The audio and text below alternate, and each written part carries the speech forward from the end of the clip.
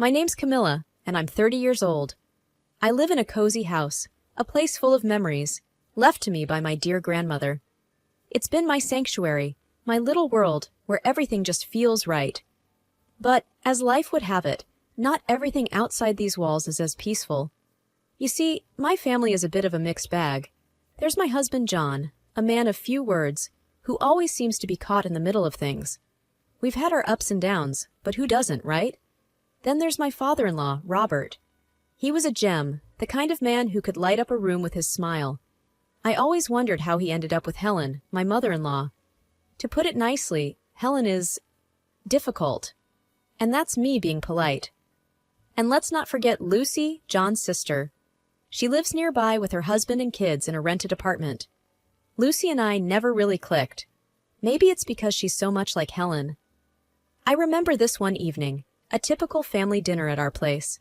Robert was there, and as usual, he was the life of the party. "Camilla, this lasagna is divine," Robert said with a grin, taking another hearty bite. "Thank you, Robert. It's Grandma's recipe," I replied with a smile. Helen, on the other hand, barely touched her food. She just pushed it around her plate, looking like she'd rather be anywhere else. "It's a bit too salty, don't you think?" she said, her voice sharp. John shot me an apologetic glance across the table. I just shrugged it off. "That's Helen for you, always a critic." Lucy chimed in. "Mom, it's fine. Not everyone has your taste buds." The conversation moved on, but the tension lingered, as it always did when Helen was around. After dinner, Robert pulled me aside. "Camilla, I just want to say I really appreciate how you handle Helen. You have the patience of a saint." I laughed. "Well, I try, Robert, but it's not easy." He patted my shoulder.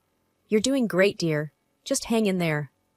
If only I knew then how much more hanging in there I'd have to do. That's the thing about life in our little family. You never know what's coming next, especially with Helen and Lucy in the mix. But back then, it was just the usual. A little bit of discomfort, a lot of biting my tongue and trying to keep the peace. Little did I know, the storm was just around the corner. Life has a way of throwing curveballs when you least expect it. And one of those came crashing into our lives one cold, dreary morning. Robert, the one person who brought some light into our often tense family gatherings, passed away.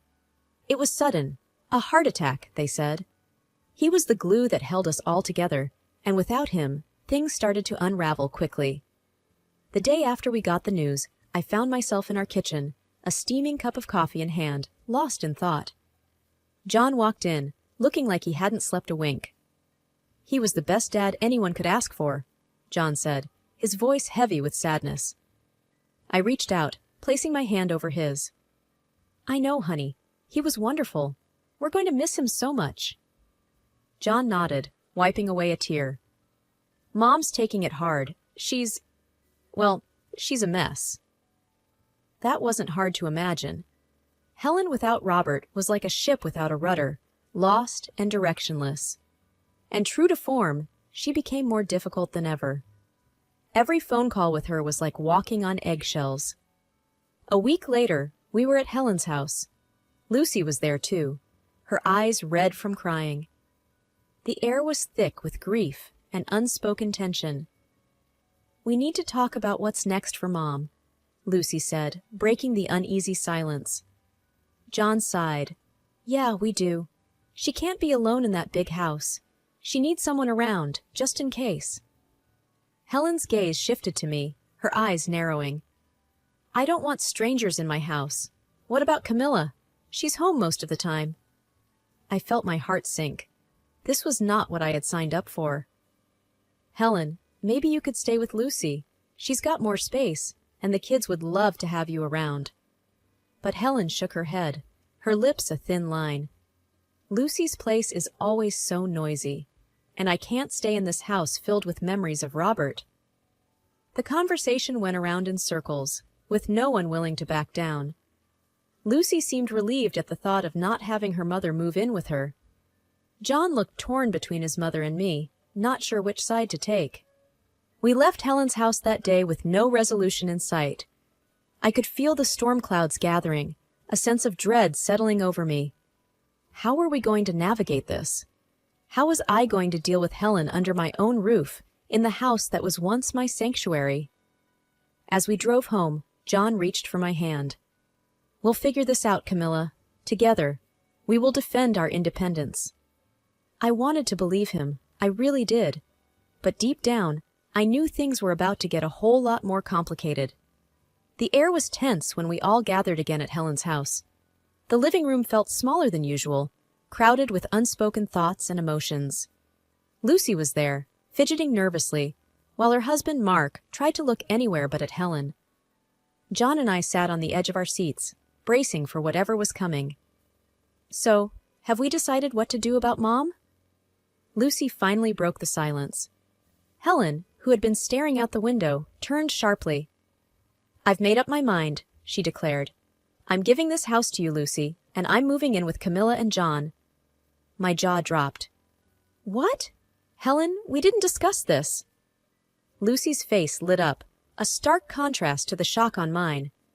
"Really, Mom? That would be great." John looked at me and tried to intervene. "Mom, we need to talk about this. It's not that simple." Helen's eyes narrowed. "What's there to talk about? Camilla has plenty of space, and she works from home. It's settled." I couldn't believe what I was hearing. "Helen, this is a big decision. And what about Lucy? She has more room, and the kids—" Helen cut me off. "Lucy's house is always in chaos with those children. I need peace and quiet." John gave me a helpless look, clearly torn. "Camilla, maybe we can make it work. For a while, at least." So Helen hasn't changed her mind since our last meeting. I felt my frustration mounting. "John, we can't just rearrange our lives because Helen decides so. What about our privacy? Our life?" Lucy chimed in, her voice a little too eager and triumphantly. "Camilla, think about it.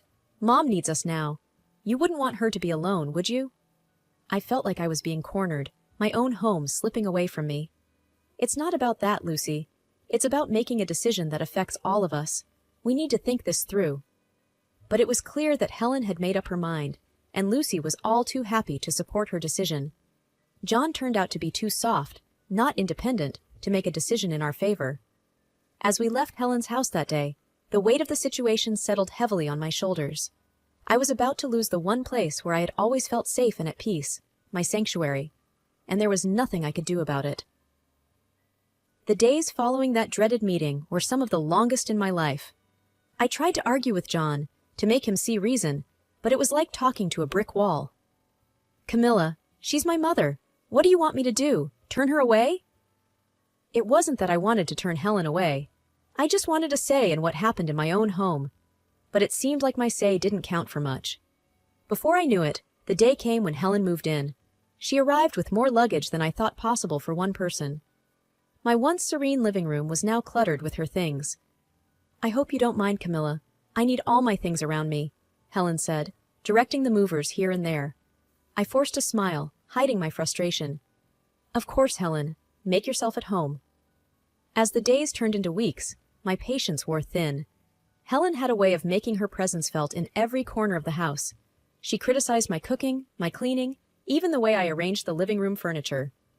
One evening, as I was trying to make dinner, Helen came into the kitchen. "You're cutting the carrots all wrong. Here, let me show you how it's done." I bit my tongue, handing her the knife. "Sure, Helen, show me." John walked in just then, and I could see he was trying to gauge the situation. "Everything okay here?" "Just teaching Camilla a thing or two about cooking," Helen said, a hint of smugness in her voice. I kept quiet, focusing on the onions I was chopping. John lingered for a moment, an awkward spectator, before mumbling something about checking the mail and leaving the kitchen. It wasn't just the constant criticism that got to me. It was the way Helen managed to turn John against me. Every time I tried to talk to him about how I felt, he accused me of being insensitive. "Camilla, she's going through a tough time. Can't you just cut her some slack?" John would say. I felt like I was losing not just my home, but my husband too. Then came the day when Helen decided she didn't like the color of the living room walls. "They're too dull. We need something brighter." I found myself reluctantly agreeing to repaint the room, just to keep the peace. As I watched the painters covering my once favorite shade of blue with a garish yellow that Helen had picked, I realized how much of my life I was giving up. My home didn't feel like mine anymore, and I wasn't sure how much more of this I could take. Living with Helen was like being on a never-ending roller coaster, except there were no thrilling moments, just a constant churning in the pit of my stomach. She had a complaint for everything. The food wasn't to her taste, the house wasn't clean enough, and the TV was never on the channel she liked. One evening, as I was trying to finish up some work on my laptop, Helen barged into the room, the TV remote in her hand. "Camilla, this TV is driving me nuts. I can't find my show." I sighed, closing my laptop. "Let me help you, Helen." As I flipped through the channels, trying to find her show, Helen muttered under her breath about how everything was better at her house. John walked in at that moment, and I looked up at him, hoping for some support. "John, can you please help your mother with the TV?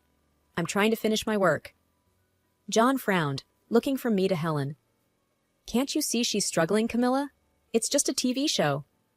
I felt a surge of frustration. "It's not just about the TV, John. It's about having a little space to do my work, to have a moment of peace in my own house." Helen looked at John, her eyes welling up.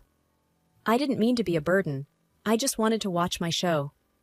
John's expression softened as he turned to his mother. "Don't worry, Mom. I'll find your show." I watched as John took the remote from me and started channel surfing, trying to appease Helen. I felt invisible, unheard.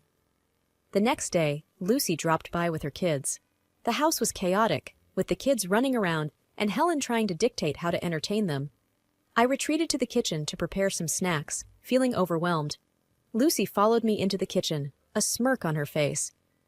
"Looks like Mom's really settled in, huh?" I didn't even try to mask my irritation.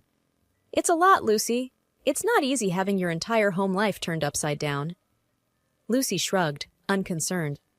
"Well, she's family. You just have to deal with it." That evening, as we all sat down for dinner, the tension was palpable.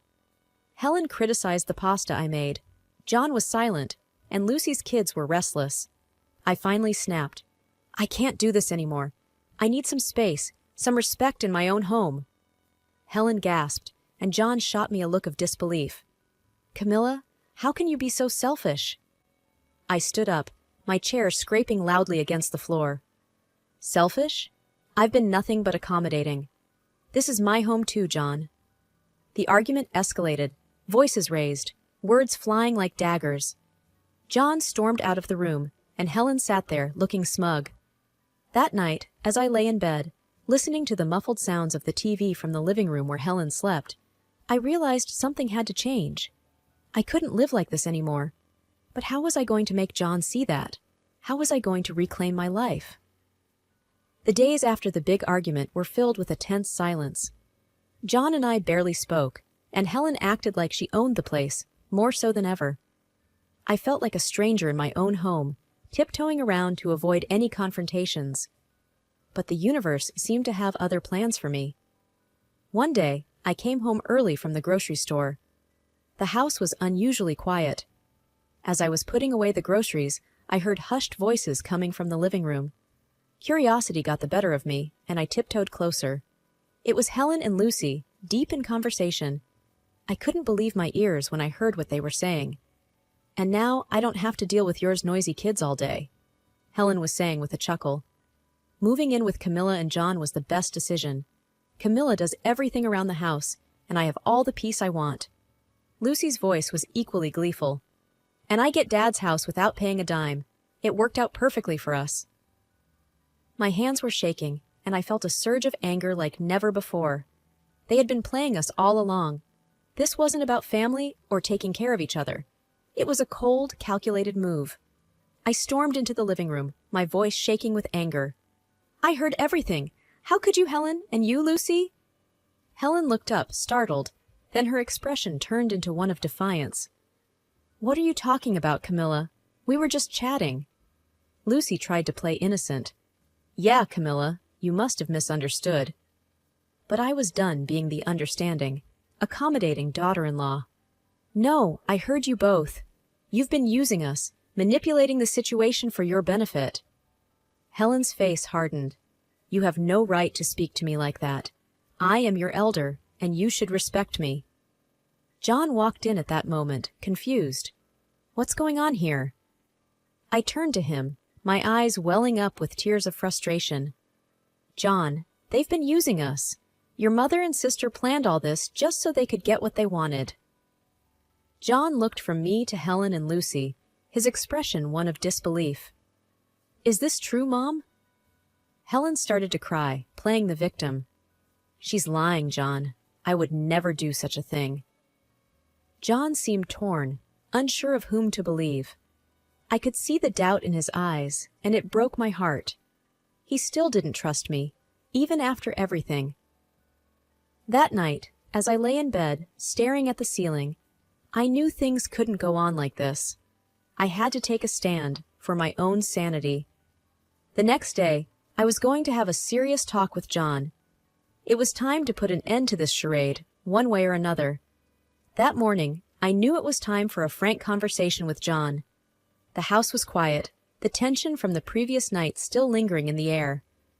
I waited in the kitchen, my thoughts racing, until John finally walked in, his face a mask of worry. "John, we need to talk about everything that's happening," I said, trying to keep my voice steady. He poured himself a coffee and sat down, looking exhausted. "Camilla, I just don't know what to think anymore." "Think about us, John. Your mother and sister are tearing us apart," I urged. Before we could delve deeper, Helen walked in, her timing too perfect. "John, are you going to let her speak about your family like that?"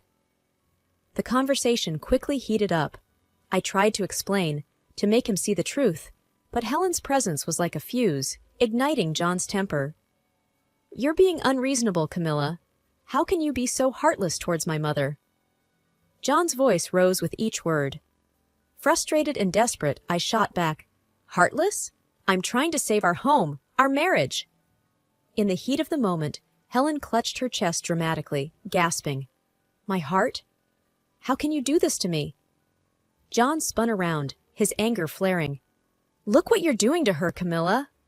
And then, in a flash of fury, John's hand struck my face. The shock of it silenced the room. Helen stood there, a triumphant grin barely hidden. I touched my lip, feeling the sting of the slap and the flowing blood, and the reality of what just happened hit me.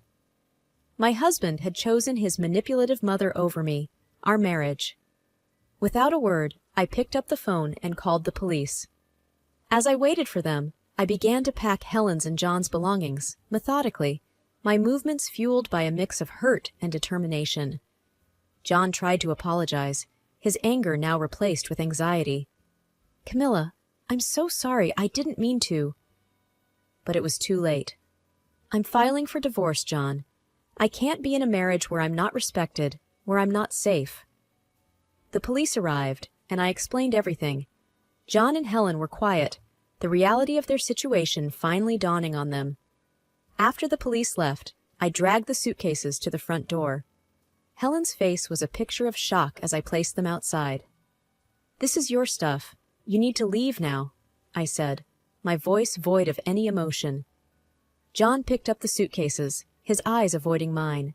Helen wanted to scold me again, but then followed him, her triumphant act gone, replaced by a dawning realization of what she had lost.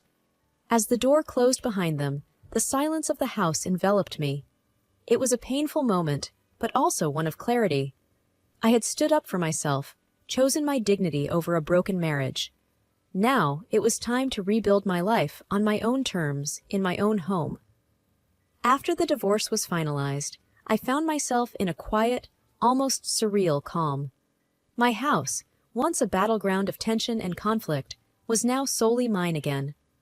I spent the first few days just walking through the rooms, taking in the emptiness, the peace that had returned. It felt like waking up from a long, troubled dream. I started by returning the house to its former appearance, undoing the changes Helen had imposed. Each shift, each movement, felt like a step towards reclaiming my life. The walls were repainted back to the soothing blue I loved, the furniture rearranged to the way it used to be. With each change, a sense of normalcy and tranquility returned. My new routine was simple but fulfilling. Mornings were spent in the garden, tending to the flowers that had been neglected, and evenings were for reading books in the quiet of my living room. The house, with all its memories, began to feel like a home again. One afternoon, while pruning the roses, my neighbor, Mrs. Jenkins, called out from over the fence. "Camilla, dear, I heard about your divorce. I'm so sorry." I smiled at her, wiping the sweat from my brow. "Thank you, Mrs. Jenkins. It's been tough, but I'm getting there." She leaned in closer, a conspiratorial glint in her eye. "You know, I hear things haven't been so peaceful at Helen's place either. The whole neighborhood knows about their squabbles. The police have been called there a few times already." I wasn't surprised. Helen, John, Lucy, her husband, and their kids all under one roof was a recipe for constant chaos. I can imagine. Too many conflicting personalities in one space. Mrs. Jenkins shook her head. "You're better off without that drama, dear. You always were too good for them." I laughed, the sound light and free. "I'm starting to realize that now." Days turned into weeks, and I began to rediscover parts of myself that I had lost in the turmoil of my marriage. I started painting again, something I hadn't done since college. The strokes of the brush on the canvas were like whispers of a newfound freedom. Occasionally, I'd hear snippets of the ongoing drama at Helen's house. It was a stark reminder of the bullet I had dodged. Their house, once a symbol of familial unity, had become a pressure cooker of arguments and disagreements. In those moments, I felt a twinge of sadness for John, but it was quickly replaced by a sense of relief. I had escaped that life, that endless cycle of unhappiness. I was free to live on my terms, to find happiness in the little things, my garden, my art, my peaceful home. As I sat on my porch one evening, watching the sunset, I realized that this was a new chapter in my life. A chapter where I was the author, free to write my story, one day at a time.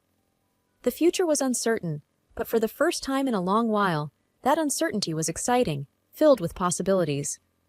I was ready to face whatever came next, on my own terms, in my own way.